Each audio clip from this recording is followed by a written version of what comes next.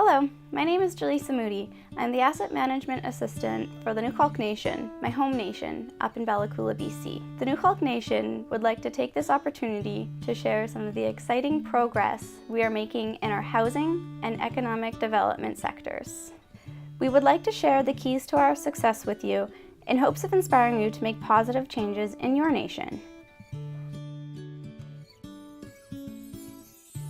Since the implementation of the reservation system, the Indian Act, and so many forced relocations, housing issues have plagued First Nations all over Canada.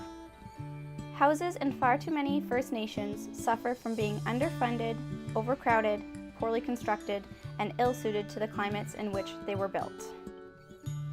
Since its inception, the Canadian government has gradually forced itself into near total control over almost all aspects of Aboriginal life, governing everything from food, procurement, travel, spirituality, education, language, business, and housing.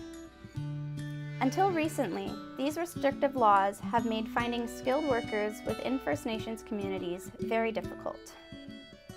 Residential schools eroded the social and practical skill sets essential to maintaining thriving workforces within First Nations communities. Residential schools also severed the intergenerational connections between adults, elders, and youth, where important teachings about home care and maintenance were passed on. Parenting, keeping a good household, building, and construction skills. For several generations, these important life skills were replaced by trauma and abuse of all sorts. What's more, racism and interracial social challenges from outside communities made acquiring the skill sets to keep up with evolving modern housing standards very difficult. This, of course, meant having to hire and deal with outsiders. The general public's disdain for First Nations, along with the critically low funding Canada's government provides First Nations to have houses built, has attracted an unfortunately large number of underhanded tradespeople to Canadian reserves. These tradespeople cut crucial corners in order to make a fast buck. Since the vast majority of tradespeople tasked with building on reserve homes were outsiders who supervised their own projects, there has traditionally been next to no accountability for poor workmanship. Soon after houses are completed, problems arise. Recently, however, the number of skilled First Nations workers has begun to rise. Success stories are beginning to crop up all over the nation at an increasing rate. Richard Hall, our nation's chief asset manager, assembled a team of forward-thinking community members and joined forces with several groups and organizations, including Camosun College out of Victoria, BC. Together they found some innovative and very exciting solutions to this modern epidemic. Among his other accomplishments, Richard is a Red Seal carpenter, a building inspector, and a construction foreman with over 30 years' experience. 20 years ago, he secured an interesting job where he was tasked with traveling to almost every reserve in BC to study their housing situations. The program he developed for the Nuxalk Nation is a result of his specialized knowledge and experience. At the heart of our new housing strategy, we hope to accomplish 5 key goals. This meant 1. Utilizing the assets and resources we already had at our disposal.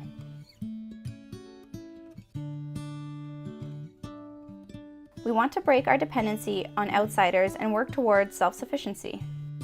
To begin with, we had machinery, gravel, and forest products. We needed to incorporate their use into our process in a more efficient manner. Our gravel went into our site prep, and wood from our forest is used to make our lumber, keep our mill workers employed, and build our infrastructure. We then looked into our future. What resources do we want to have at our disposal? Among several other things, we now have plans for our own concrete plant, a trade school, a cabinetry manufacturer, and a door builder. Take stock of what assets your nation already has at its disposal and take steps towards utilizing them. What are your strongest needs and how might you meet them yourselves? 2. Building capacity within our band's membership. We needed more carpenters, plumbers, electricians, and tradespeople in general. This meant structuring in skills training at a community level. We moved away from a model that saw us sending our members away for training. The expense, the challenges of big city living, and the time away from family and community were unnecessary stress factors we wanted to eliminate. For a fraction of the cost, we brought instructors to our community. We also needed to start educating our band members earlier. This led to curriculum development, which we implemented at our band school. Our curriculum focused on financing and home maintenance. What skill sets are already present in your community? What skill sets are you short on? How can you bridge that gap in innovative and exciting ways? 3. Building structures that met our nation's economic, social, and cultural needs. As with most First Nations, we operate on the shoestring budgets the government provides. We needed to find ways of stretching this money as far as we could. We practice recycling funds and investing in our own resources and people. Also, our nation's cultural and social tendencies have dictated many of our design choices. We place a strong emphasis on gathering and meeting as friends and relatives. Open concept kitchens, living rooms, and dining rooms allow us to get together in a good way. Our home's interior and exterior finishes are also solid and natural. This not only means they will last longer, it also reflects our aesthetic preferences and uses our local resources as well. What cultural and aesthetic preferences do your nations tend towards? Are these things you can reflect in your building's designs? Are these things that can be provided for by the resources you already have?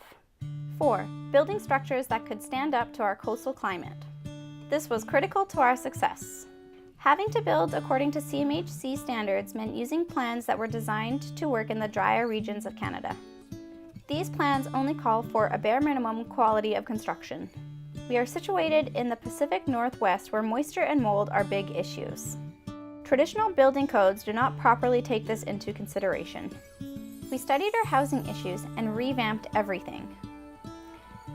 We now have our own building standards and a building specification booklet tailored to our climate and its unique challenges. What climate considerations does your nation struggle with housing-wise? 5. Finally, we wanted to educate and empower not only our tradespeople and employees, we wanted to educate and empower our tenants and homeowners as well. With this in mind, we created guides to help homeowners stand accountable to their homes and assets. These guides outline helpful finance, maintenance, and repair strategies. We also place a high value on connecting our knowledgeable crew with homeowners and tenants to build relationships, transfer knowledge, and improve our standard of living. Do your nation's members have specific housing challenges?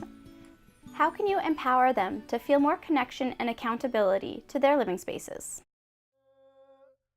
Named after our traditional ceremonial spaces, we called the new homes at the heart of our housing strategy Big Houses.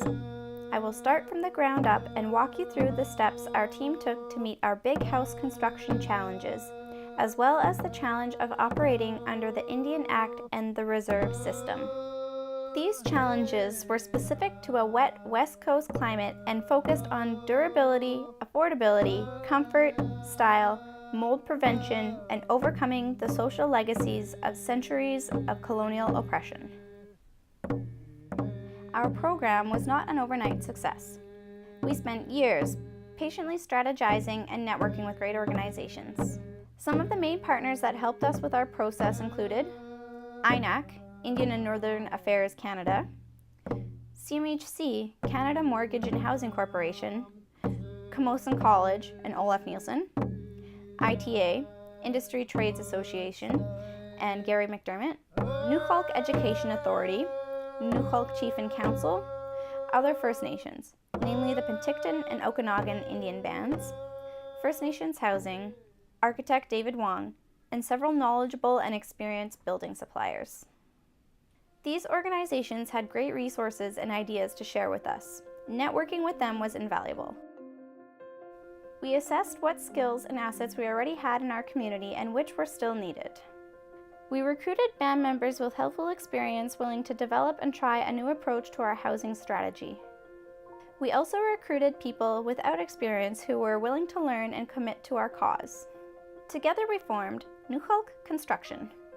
To date, this company consists of an asset management team, a certified building inspector, several Red Seal carpenters and 28 Nuxalk apprentices, some electrical journeymen and 2 Nuxalk apprentices, some Red Seal plumbers and heating specialists including 3 Nuxalk apprentices, and office and accounting personnel with training in syntax.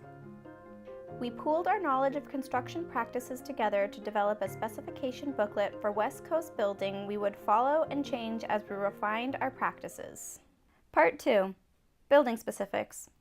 As mentioned in Part 1, the team of skilled and open-minded team members we assembled to create Nuxalk Construction pooled our knowledge of construction practices together to develop a booklet of specification guidelines for West Coast building we would follow and change as we refined our practices.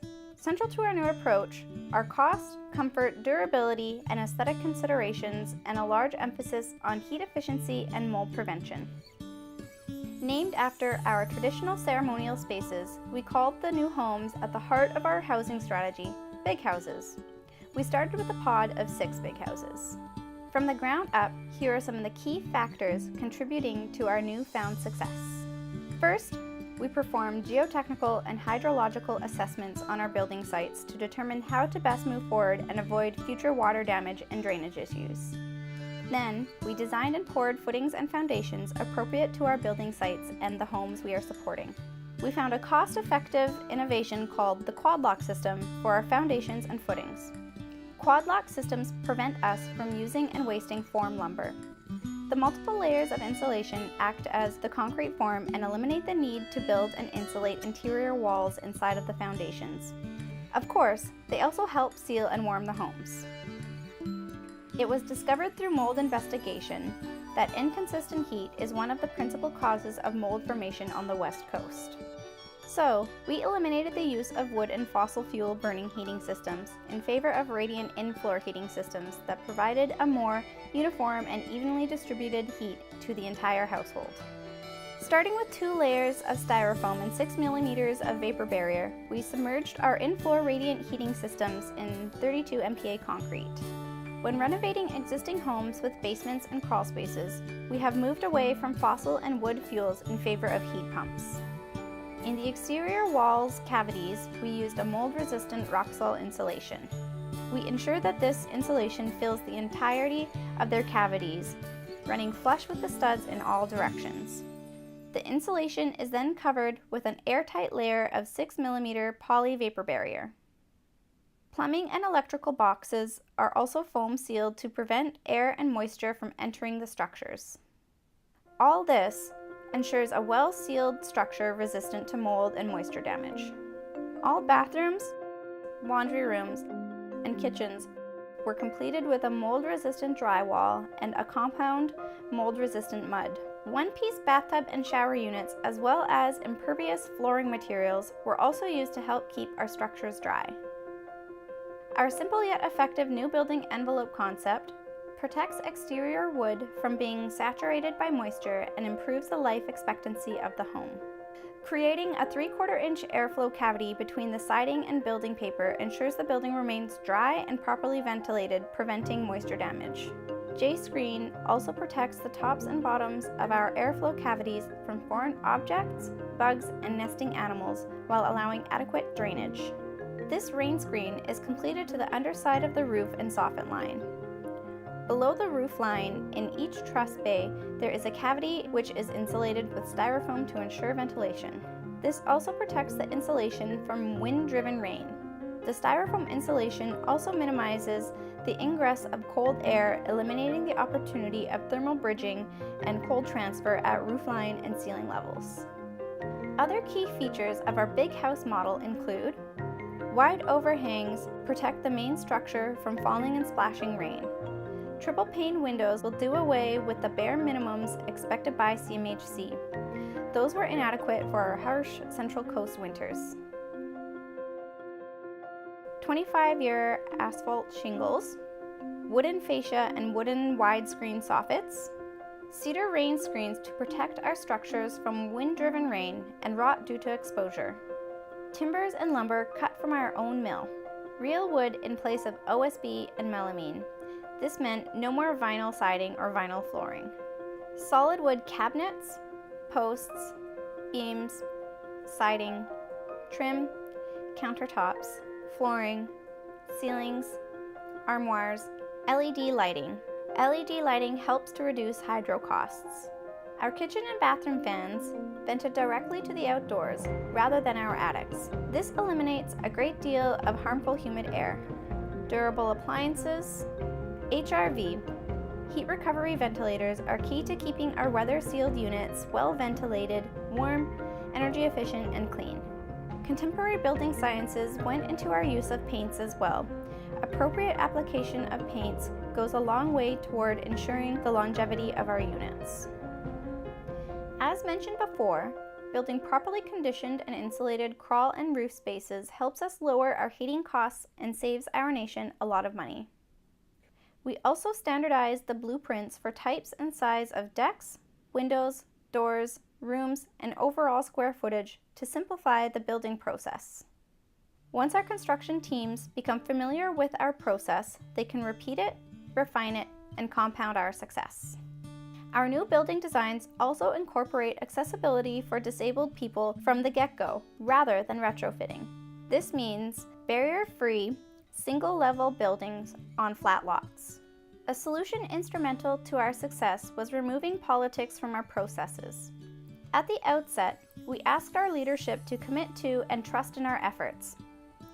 Too often, we have seen politics, skepticism, and micromanagement stifle the potential progress Nuxalk and other nations might have made.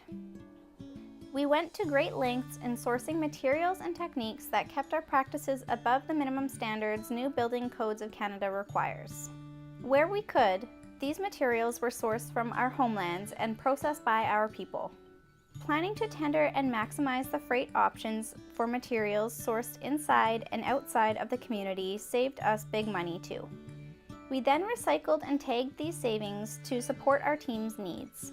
This means keeping a close inventory on what materials we have, combining freight and stockpiling materials for future projects to save on shipping. Better homes built by and for our people increase a community's sense of pride, self-worth, and competence. This, in turn, leads to improved well-being, home maintenance, and community health. We are continually refining our strategies and investing in assets, membership skills, and equipment in hopes of maintaining our upward trajectory. We hope to hear similar success stories from other nations in years to come. For more information, please contact Richard Hall or Jaleesa Moody at the Nuxalk Administration Office. Smau di Silk Ich, one heart, one mind.